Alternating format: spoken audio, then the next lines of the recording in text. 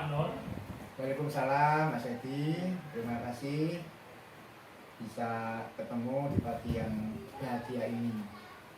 Pak Nur, mohon izin saya Edi Wiyoko, CGP Angkatan 10, ingin melakukan wawancara dengan Bapak. Nanti ada beberapa pertanyaan, yaitu tentang penanganan kasus yang merupakan D5 etika atau membangun moral yang ingin saya tanyakan kepada Bapak. Mohon maaf, ini bisa kita mulai, Pak? Bisa, Mas? Ya, siap. Pertanyaan yang pertama, selama ini Bapak dapat mengidentifikasi kasus-kasus yang merupakan D5 etika atau pembangunan moral. Terima kasih. Memang yang saya alami namanya dilema. Dilema itu dua pilihan yang sama-sama memberatkan atau sama-sama baik. Kalau sama-sama baiknya, ini saya masukkan ke dalam dilema etika. Tetapi kalau masalah itu yang satu baik, yang satu kurang baik, ini kita masukkan dalam pembangunan moral. Begitu jawabannya. Terima kasih, Pak. Untuk soal yang kedua, yaitu selama ini bagaimana Bapak melakukan pengambilan keputusan di sekolah Bapak, terutama untuk kasus-kasus di mana ada dua kepentingan yang sama benar atau sama-sama mengandung nilai kebajikan.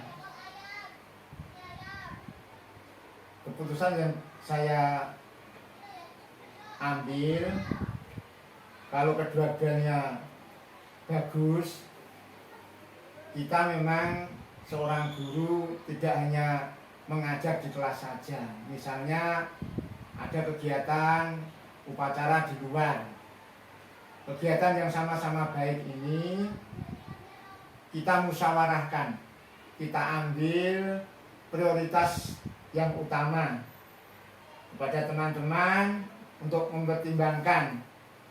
Teman-teman saya mintai bantuan, musyawarah bersama supaya di dalam meningkatkan pendidikan di sekolah ini ada keputusan yang lebih baik. Demikian yang dapat saya sampaikan, Mas. Berarti dengan cara bermusyawarah dengan teman-teman, ya, Pak?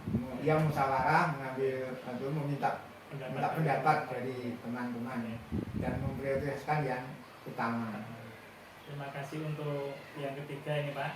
Langkah-langkah atau prosedur seperti apa yang biasa Bapak lakukan selama ini?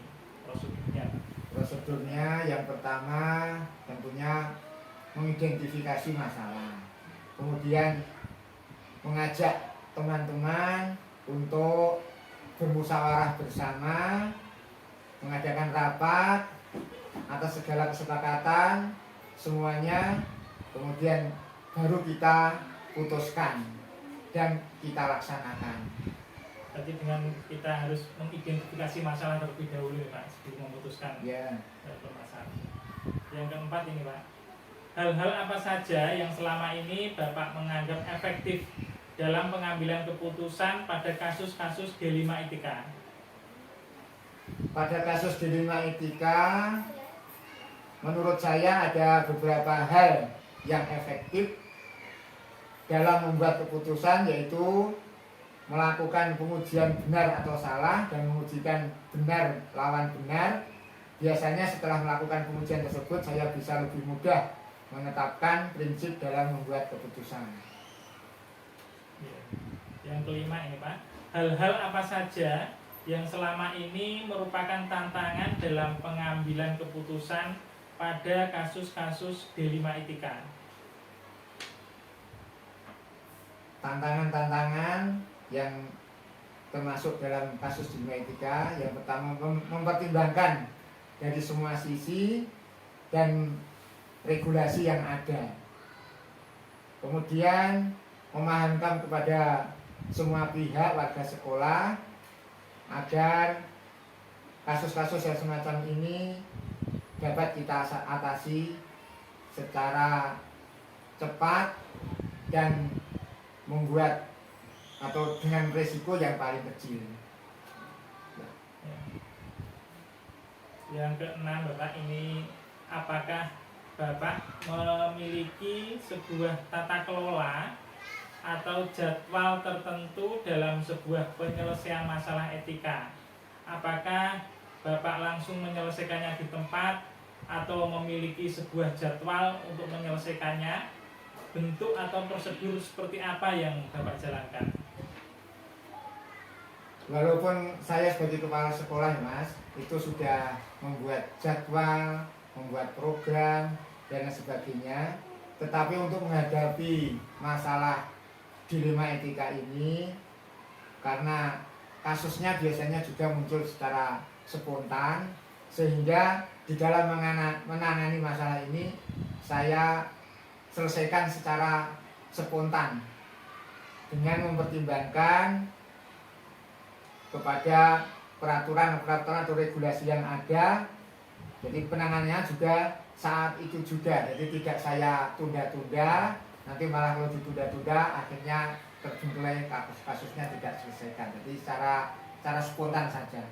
Berarti langsung ditangani di tempat ya? Langsung ditangani di tempat. Menyesuaikan dengan kasus-kasus yang ada. Iya, betul. Terus selanjutnya, adakah seseorang atau faktor-faktor apa yang selama ini mempermudah atau membantu Bapak dalam mengambil keputusan dalam kasus-kasus dilema etika? Terkadang ada kaitannya saya membutuhkan pendapat dari orang lain untuk mempermudah keputusan, dalam pengambilan keputusan. Biasanya yang membantu saya adalah orang yang paling senior di sekolah kami, yaitu biasanya Bapak Ibu guru yang senior, orang-orang yang mempunyai pengalaman di bidangnya.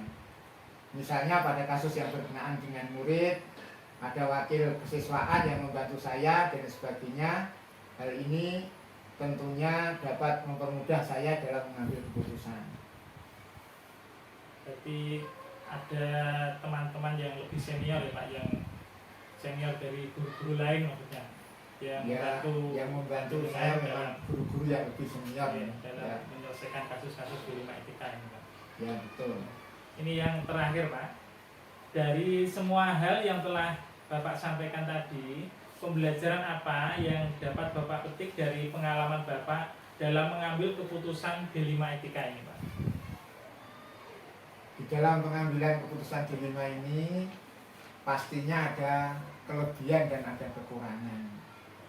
Kekurangannya yaitu apabila ada pihak-pihak tertentu yang tidak merasa senang, akhirnya menjustis bahwa saya kurang mempunyai kebijakan yang baik, sehingga dari itu untuk membuat keputusan hendaknya kita memiliki prinsip yang didasarkan pada nilai-nilai kebajikan yang luhur. Itu yang saya utamakan.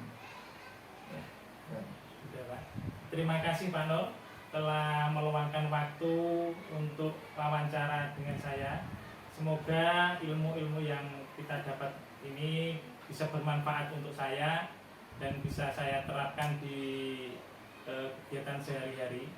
Demikian wawancara ini. Assalamualaikum warahmatullahi wabarakatuh. Demikian Mas, saya juga merasa terima kasih dengan adanya kegiatan ini. Kami pun yang sudah memasuki usia pensiun dapat belajar dengan adanya kegiatan kurikulum merdeka yang dicanangkan oleh pemerintah ini. Sekali lagi saya ucapkan terima kasih.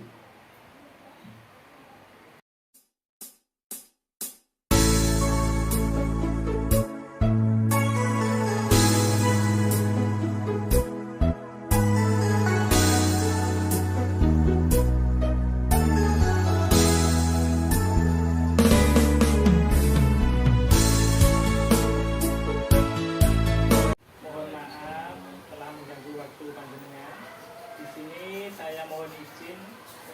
Bapak untuk melakukan wawancara dengan Bapak.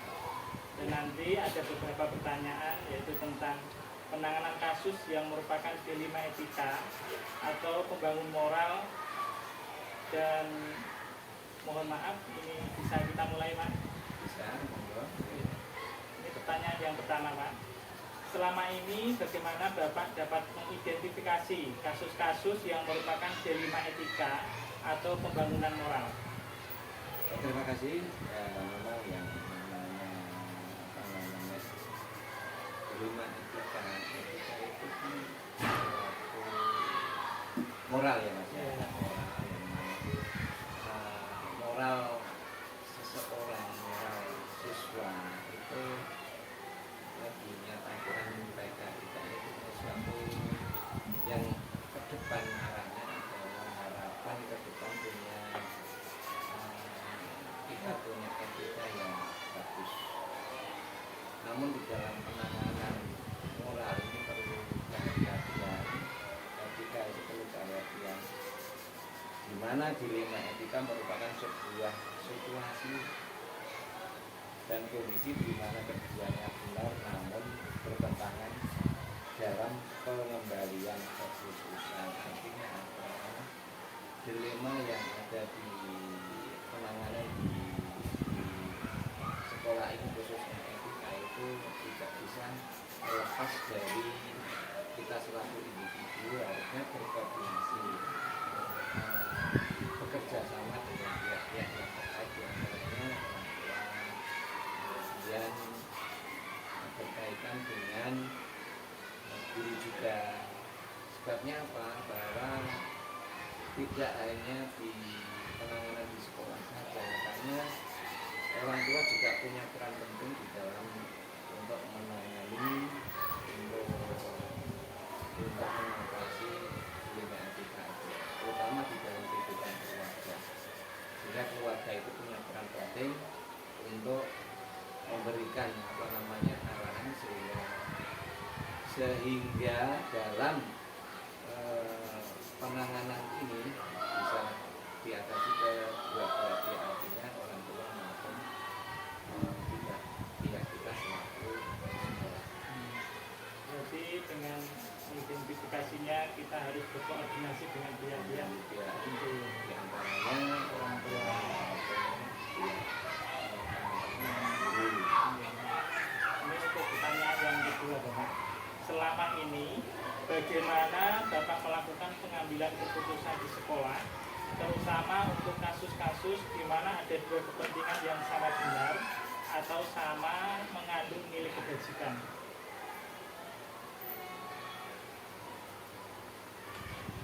Yang pertama, di dalam mengambil satu keputusan, kedua-duanya itu sama-sama benar dan mengandung nilai kebajikan, maka kita berorientasi pada kebijakan.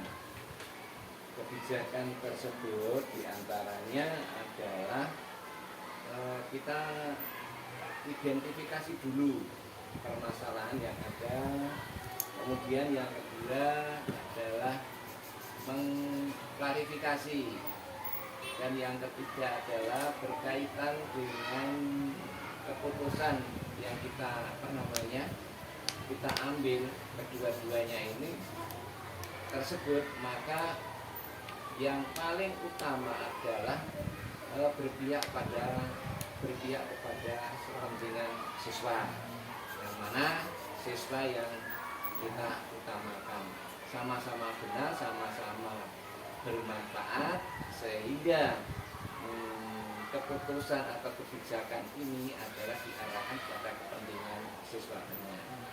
Ini yang sebagai pengambil kebijakan dalam kedua-duanya keputusan itu sama-sama baiknya. Jadi sebelum mengambil keputusan kita harus mengidentifikasi dan mengklarifikasi. Terus langkah-langkah atau prosedur seperti apa yang biasa Bapak lakukan selama ini? Dalam mengambil keputusan atau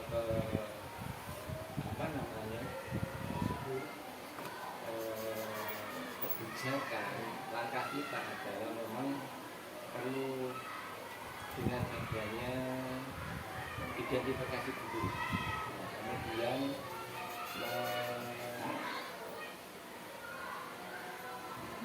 mengambil satu permasalahan yang sangat urgent sekali, dan yang selanjutnya adalah keputusan yang sangat tepat di dalam kegiatan tersebut.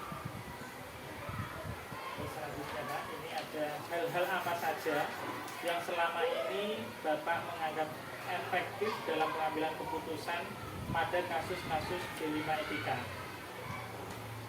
Yang sangat efektif dalam mengambil keputusan dalam menangani D5 etika adalah memang perlu suatu koordinasi, perlu adanya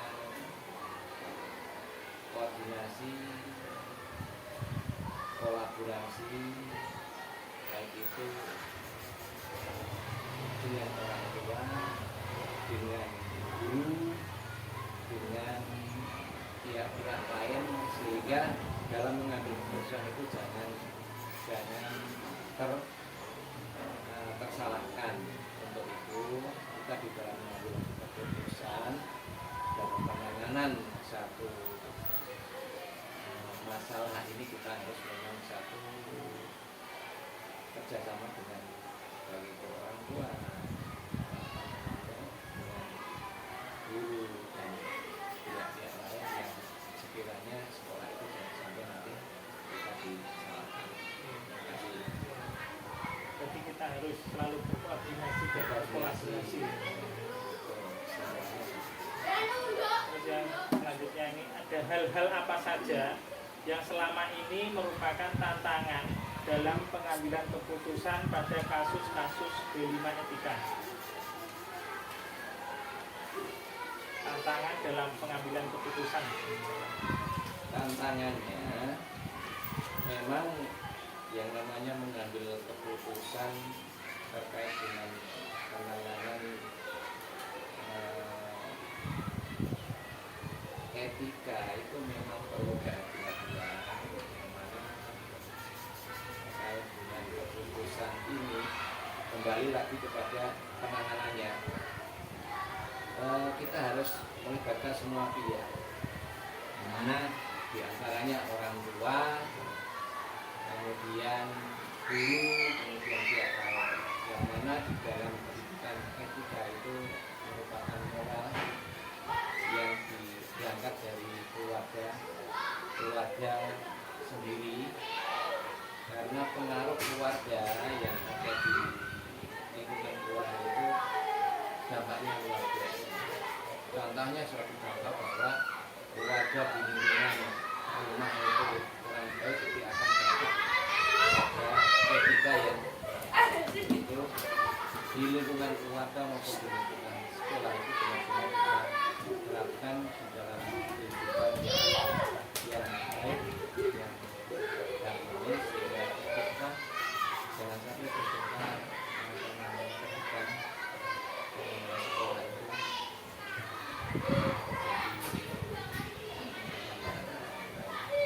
jelas. Untuk penanganannya kita berkoordinasi selalu ya. Terus selanjutnya Pak, apakah Bapak memiliki sebuah tata kelola atau jadwal tertentu dalam sebuah penyelesaian masalah etika? Apakah Bapak langsung menyelesaikannya di tempat atau memiliki sebuah jadwal untuk menyelesaikannya? Bentuk atau prosedur seperti apa yang Bapak jalankan? Terima kasih. Di dalam penanganan kasus itu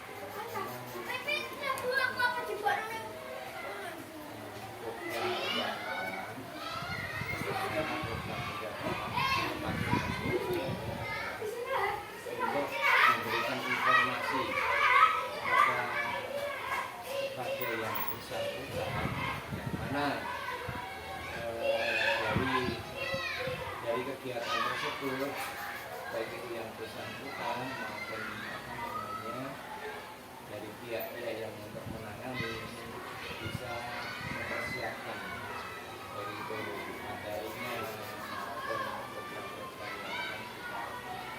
sampaikan kepada penanganan etika tersebut. Kemudian yang kedua tadi apa? Kaitannya dengan jadwal untuk dan prosedurnya adalah kita harus berkomunikasi jelas ya.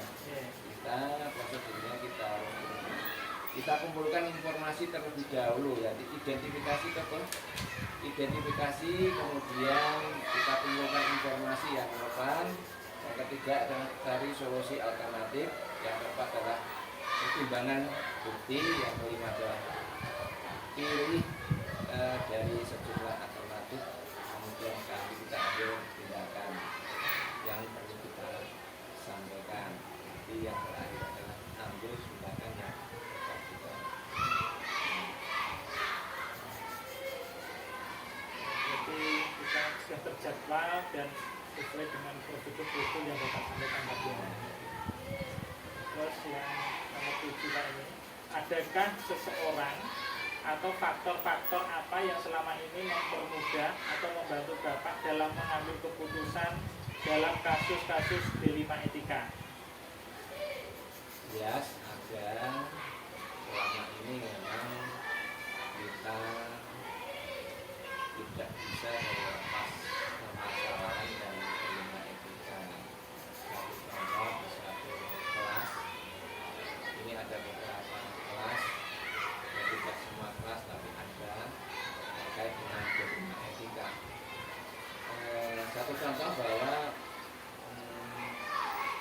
di satu kelas itu ada anak yang luar biasa etikanya.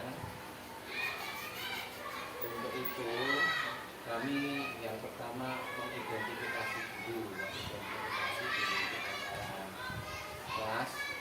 Yang selanjutnya adalah kita adakan komunikasi, kita panggil siswa tersebut, permasalahan apa yang ada yang dihadapi di rumah, kemudian bagaimana kehidupan keluarganya, kita identifikasi sehingga nanti tahu permasalahannya. Nah, langkah selanjutnya di dalam kalau sudah diidentifikasi, akhirnya kita mencari solusi. Bagaimana solusi kita suatu pihak sekolah sehingga ke depan kita berikan satu berikan pandangan, arahan sehingga anak selanjutnya itu tidak melakukan kegiatan-kegiatan yang melanggar etika. Kemudian dari beberapa dari beberapa waktu bahwa kita tidak bisa menyelesaikan masalah sendiri, namun yang jelas itu kita perlu adanya kegotong-royongan, sharing dengan pihak-pihak sekolah di antara guru yang mana ada masalah yang perlu kolaborasi kemudian bersama karena sifatnya adalah tim, karena untuk menjaga dari sekolah ini perlu jadi pihak-pihak yang sangat membantu antara pihak guru maupun pihak orang tua khususnya sekolah. Intinya dalam menangani kasus ini ketika itu kita tidak bisa melakukan sendiri, ada beberapa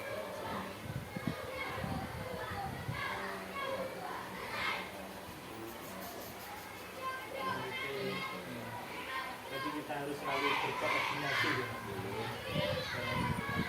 Ini yang terakhir Pak, dari semua hal yang telah disampaikan, pembelajaran apa yang dapat Bapak petik dari pengalaman Bapak dalam pengambilan keputusan di rumah etika ini?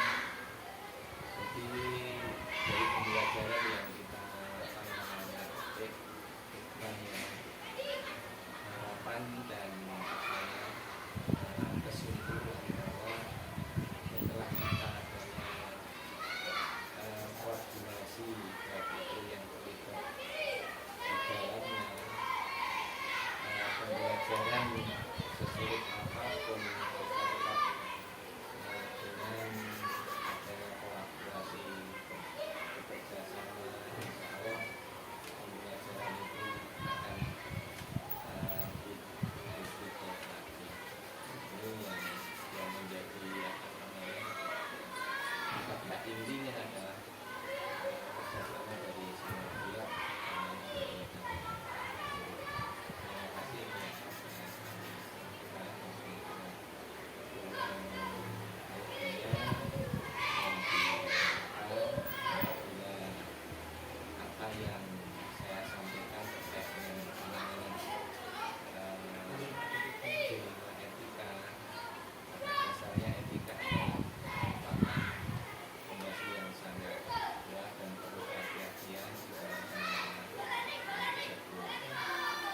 itu kami berharap kepada rekan-rekan dari semua pihak yaitu di dalam penanganan Delima Etika itu memang menjadi fondasi yang sangat utama. Terima kasih Pak atas waktunya dan mohon maaf telah mengganggu waktu Bapak. Semoga hasil dari wawancara ini bisa saya terapkan di sekolah saya. Pengalaman-pengalaman Bapak yang luar biasa tadi bisa saya ATM dan bisa kami terapkan di sekolah saya. Demikian wawancara ini, mohon maaf. Assalamualaikum warahmatullahi wabarakatuh. Waalaikumsalam.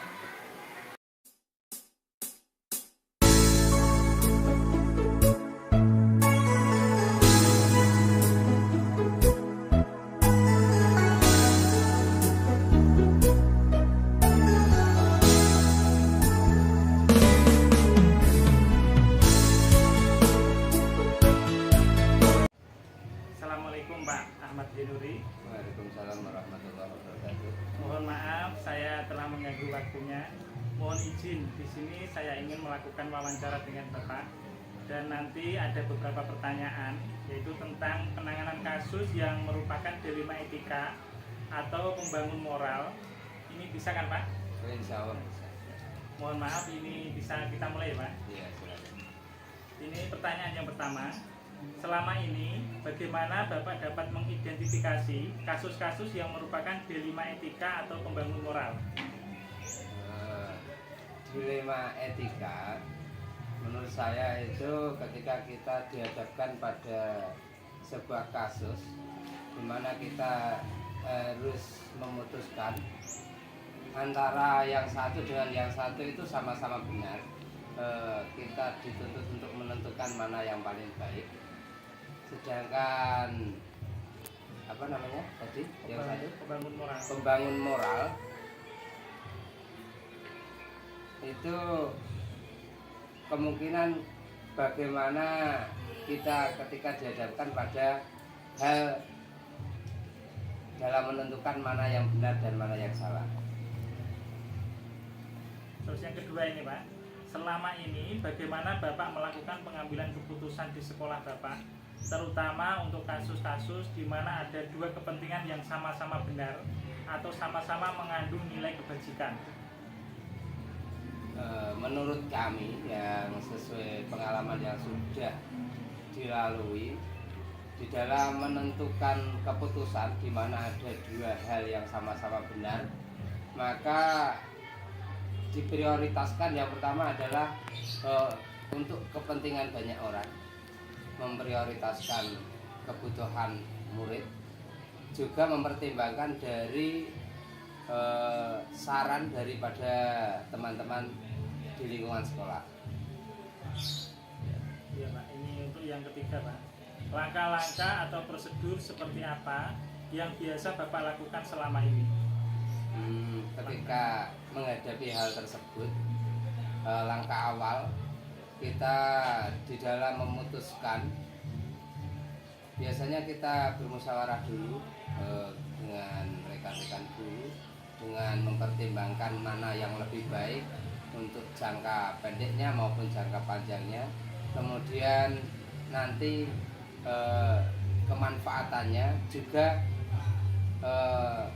dalam upaya menyikapi nanti ketika ada ketidaksesuaian atas keputusan tersebut. Ya, berarti dengan bermusyawarah. Iya, bermusyawarah. Yang keempat Pak, hal-hal apa saja yang selama ini Bapak menganggap efektif dalam pengambilan keputusan pada kasus-kasus dilema etika?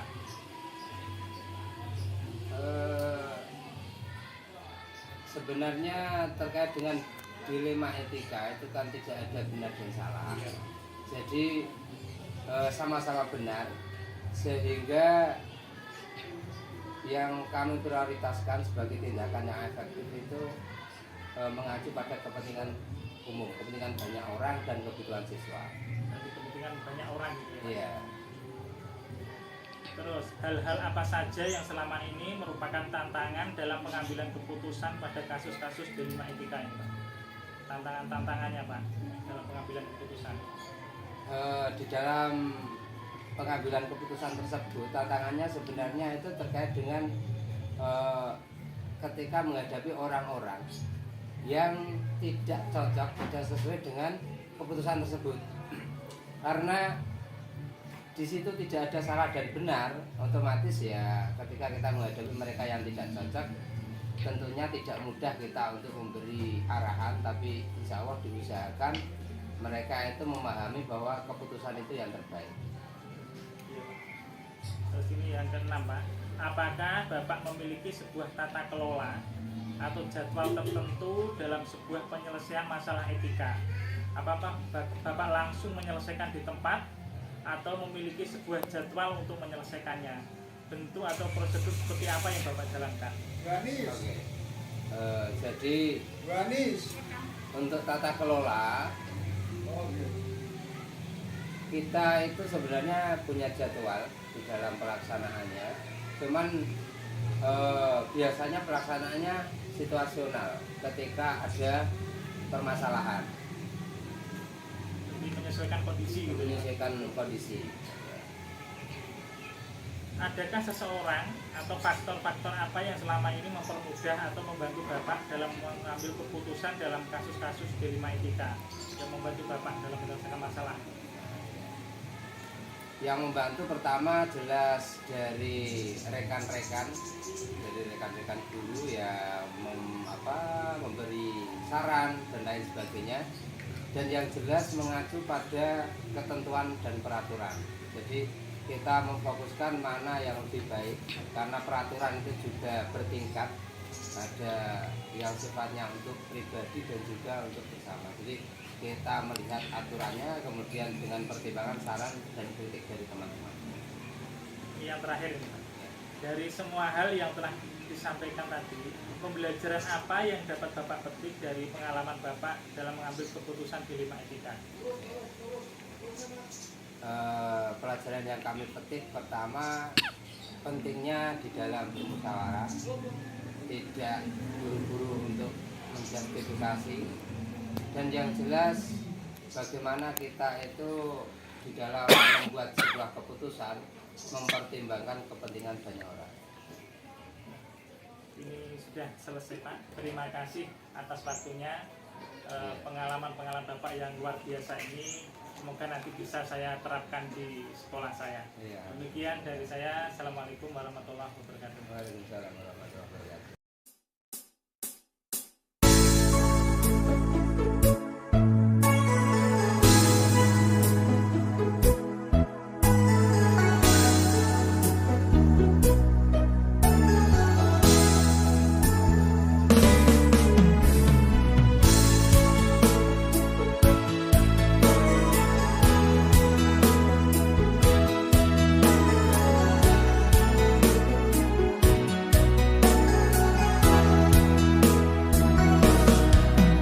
Pendidikan bukan hanya tugas guru semata.